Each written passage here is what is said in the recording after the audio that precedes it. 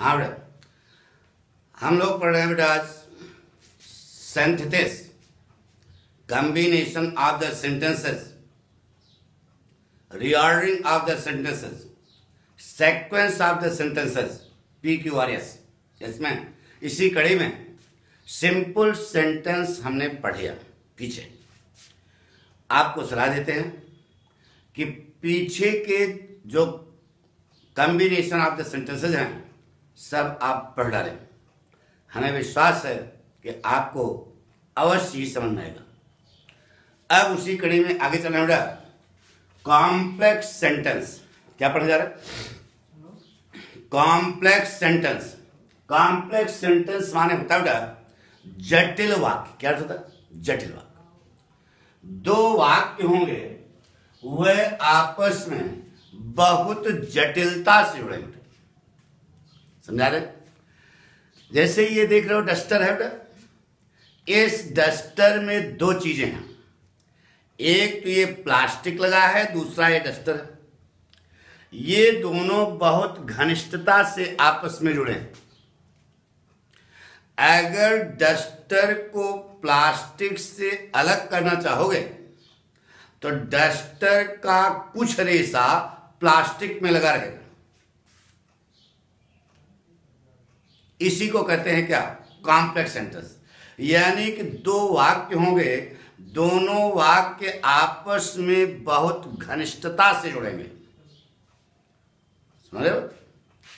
अगर उसमें से एक को आप अलग करना चाहोगे तो एक की सत्ता छिन्न भिन्न हो जाएगी। This is called complex sentence.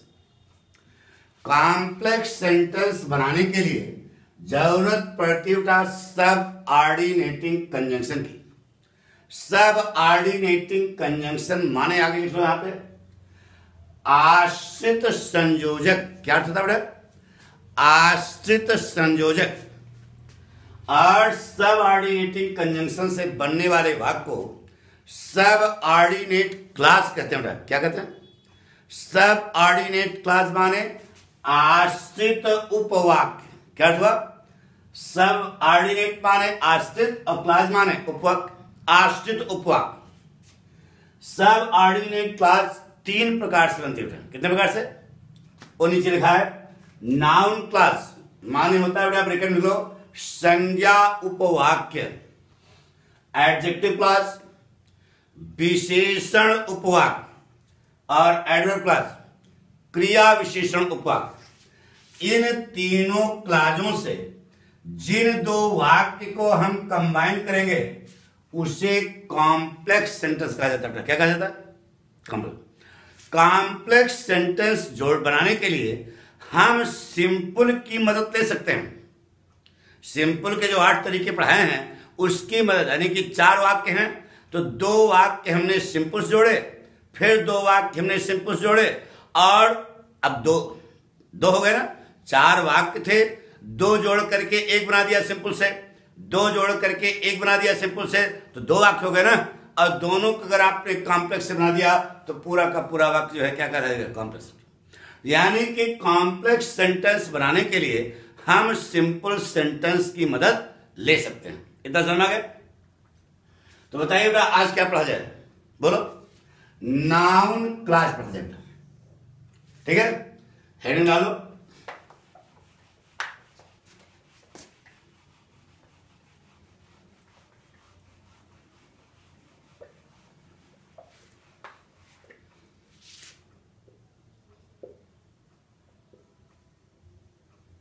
Noun class.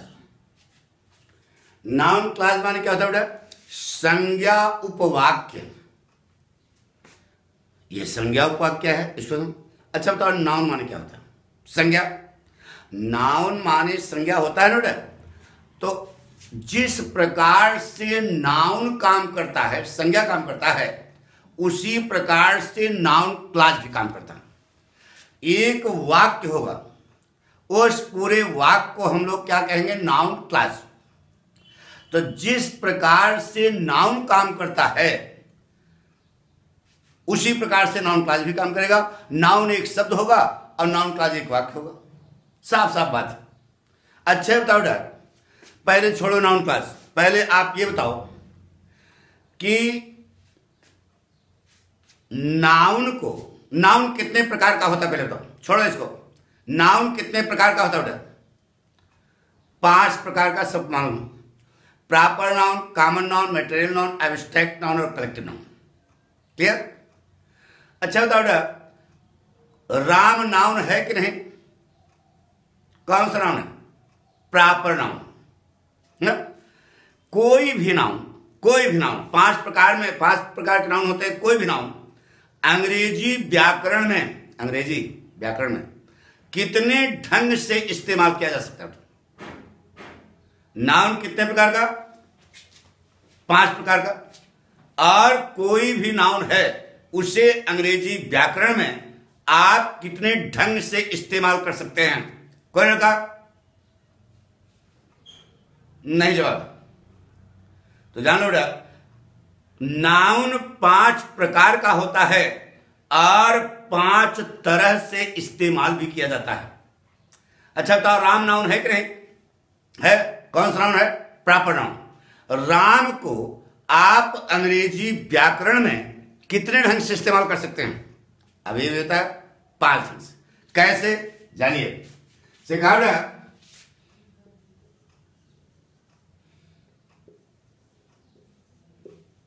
Ram helps me, यह वाक्य बेटा, बताइए इस वाक्य में राम क्या है? सब्जेक्ट है बेटा। क्या है? सब्जेक्ट। तो किसका सब्जेक्ट है? हेल्प का। तो ब्रैकेट में नाम लिखो, सब्जेक्ट टू ए वर्ब। यानी इस वाक्य में राम सब्जेक्ट का काम कर रहा है। किसका सब्जेक्ट है बेटा? हेल्प का। जैसे कहा बेटा, आई हेल्प राम। इस वाक्य में राम क्या बन गया बेटा? अब इतना तो मालूम हो गया, ऑब्जेक्ट हो गया।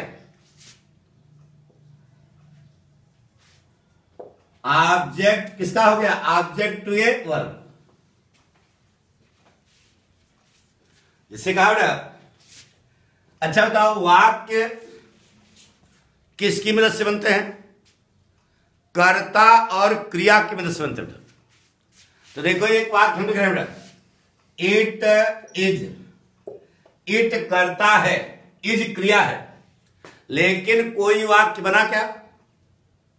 अरे यार, कर्ता क्रिया से वाक्य बनता है, तो इट कर्ता है, इज क्रिया है, कोई वाक्य पूरा हुआ। अब हमने लगा दिया इट इज राम, वाक्य क्या हो गया? पूरा हो गया। तो बताइए राम किसका काम किया? पूरक का काम किया। किसका पूरक है? इज का। तो क्या नाम दोगे? Complement to a verb. किसी वर्ब के पूरक के रूप में नाम का इस्तेमाल किया गया। सिखा, ही सेड टू राम। ना बेटा, इस वाक्य में राम क्या हुआ? ही सेड टू राम, उसने राम से कहा। ऑब्जेक्ट है। किससे कहा? ऑब्जेक्ट। राम से कहा, ऑब्जेक्ट है, लेकिन किसका ऑब्जेक्ट है बेटा? टू का। तो बताइए क्या नाम दोगे? Object to a preposition.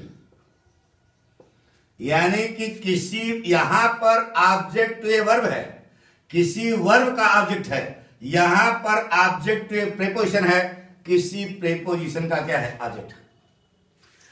फिर कहा बेटा, राम माई सन कामा राम कामा इज ए गुड बॉय। बताइए इस वाक्य में राम क्या है? बोलो। कॉम्प्लीमेंट है। कॉम्प्लीमेंट यहां हो गया। इस वाक्य में राम क्या है? My son Ram is a good boy. तो यह केस इन अपोजिशन का क्या है? चाहे माई सन कहो चाहे राम कहो, दोनों एक ही चीज है। तो इसका नाम क्या दिया बेटा? Case in opposition.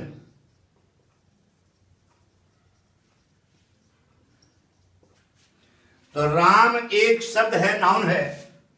इसका प्रयोग हमने अंग्रेजी व्याकरण में कितने ढंग से किया? 5 ढंग से। Subject to a verb, object to a verb, complement to a verb, object to a preposition, case in position. जब छठा हमको मालूम होगा तो आपको बताएंगे।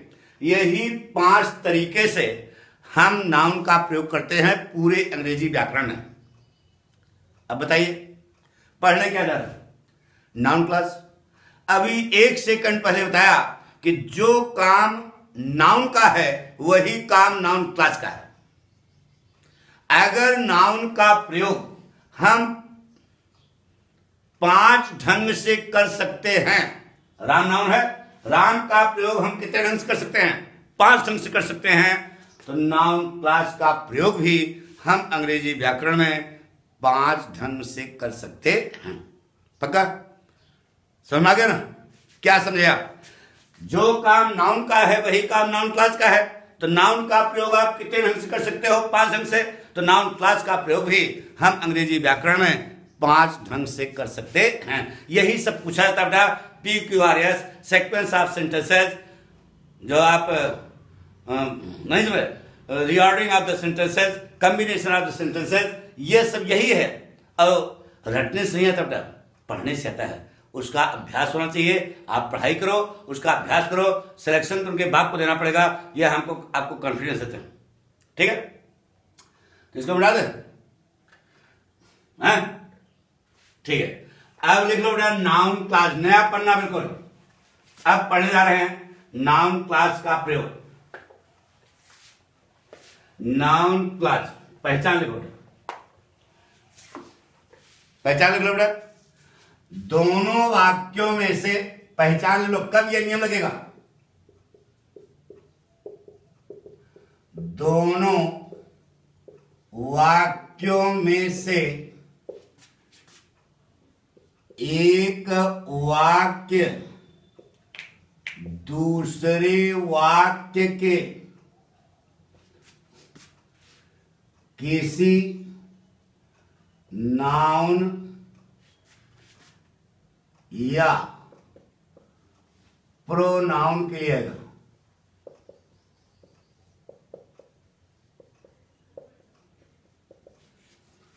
दो वाक्य होंगे, दोनों वाक्यों में से एक वाक्य दूसरे वाक्य के किसी नाउन या प्रोनाउन के लिए आएगा, तभी यह के लिए आएगा, तभी यह नियम लगेगा।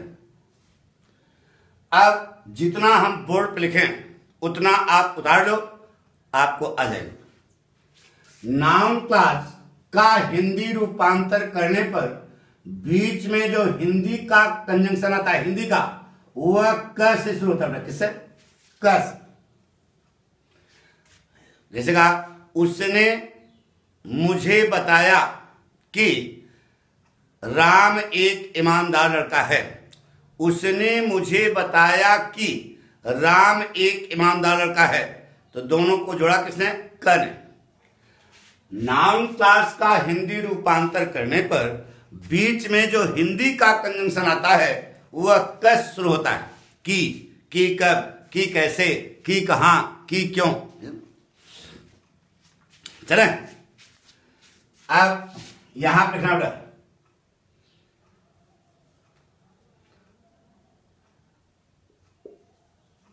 नाउन क्लास का मुख्य कंजंक्शन क्या होता? दैट।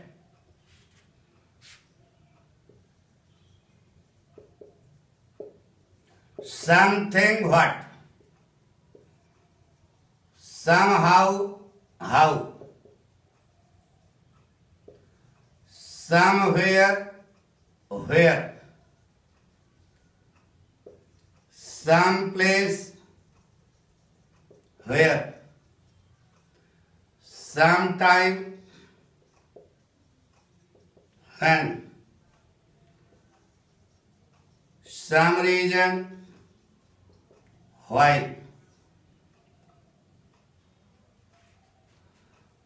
और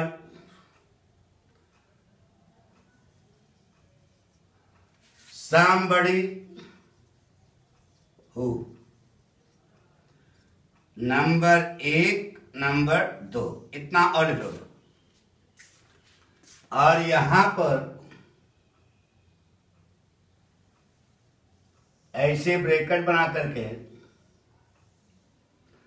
प्रोनाउन लिख लो, इट, दिस, दैट, सो, इतना नोट कर लो। अब यहां नंबर 1 क्या लिखो, नंबर एक क्या लिखो, यदि नाउन क्लॉज बनने वाला वाक्य, नंबर 1 क्या है, यदि नाउन क्लॉज बनने वाला वाक्य सहायक क्रिया से शुरू है, किससे शुरू है, सहायक क्रिया से शुरू है, तो कंजंक्शन इफ या वेदर लगाकर वाक्य को साधारण कर देते हैं,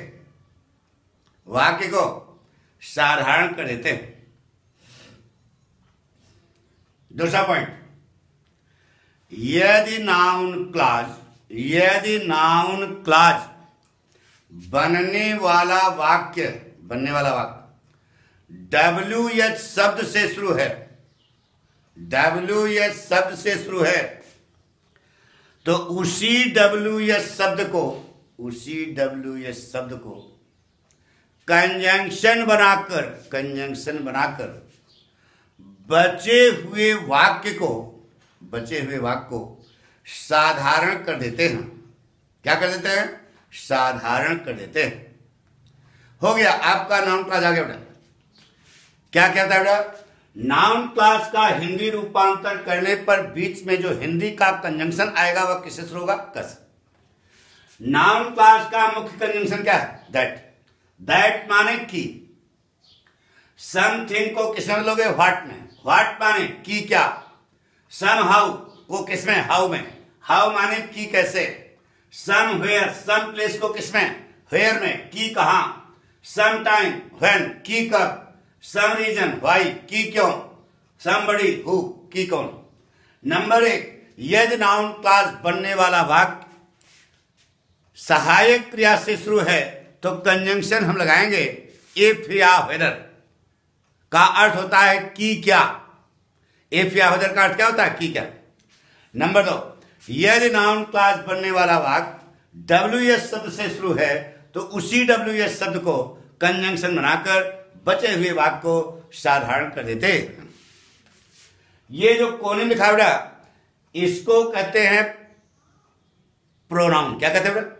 इट, दिस, दैट, सो। दोनों वाक्यों में से एक वाक्य दूसरे वाक्य के किसी नाउन या प्रोनाउन से आएगा। तो अभी हम प्रोनाउन के बारे में पढ़ेंगे। तो सीधे पहले वाक्य बनाओ। कितने वाक्य? पहले हवा में वाक्य बनाओ। कितने वाक्य? 2 वाक्य। कितने वाक्य होंगे? 2 वाक्य। दोनों वाक्यों में पहचान सही होनी चाहिए।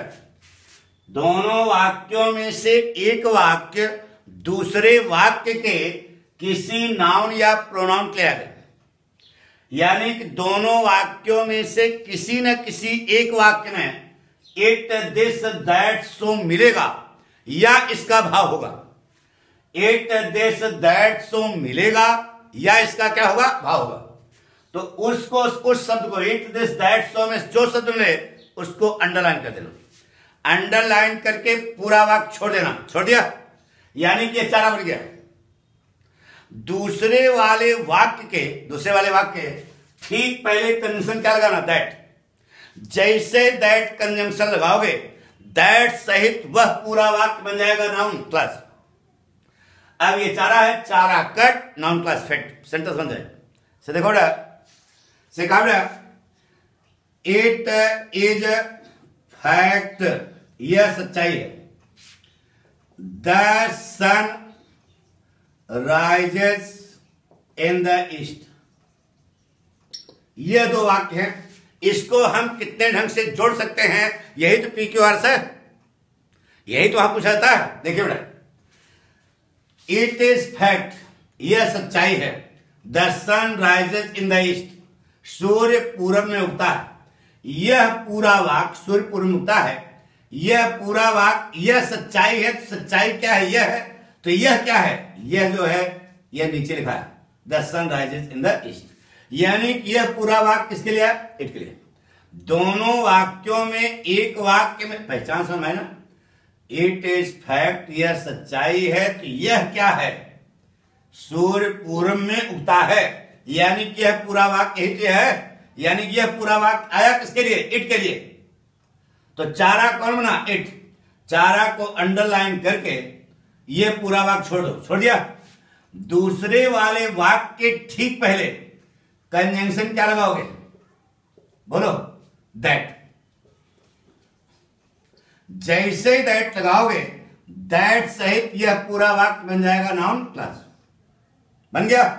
अब चारा कट और नाउन क्लास फैक्ट, यहीं पर पूरा वाक्य लिख के पढ़ो, बोलो बेटा क्या बनेगा, that the sun rises in the east. यह इट की जगह हो गया, इट की जगह हो गया नाउन क्लास, सब्जेक्ट के रूप में आ गया। आगे लिख दो इज फैक्ट, बन गया। कोई कठिन है क्या? अब यह जो आपने बनाया that the sun rises in the east, यह इट किसका काम कर रहा है, सब्जेक्ट का। तो यह किसका काम कर रहा है, पूरा noun clause, subject to a verb, यानी किसी वर्ब के सब्जेक्ट रूप में। अब इसका हम दूसरे ढंग से इस्तेमाल कर सकते हैं, जैसे क्या लिखा था, इट इज फैक्ट, यह लिखा था इट इज फैक्ट। अब फैक्ट क्या है, सच्चाई क्या है, सच्चाई यही है, तो यह बनी है नाउन क्लास। इसी के तुरंत बाद लगा दो, क्या बनेगा बेटा, it is a fact that the sun rises in the east.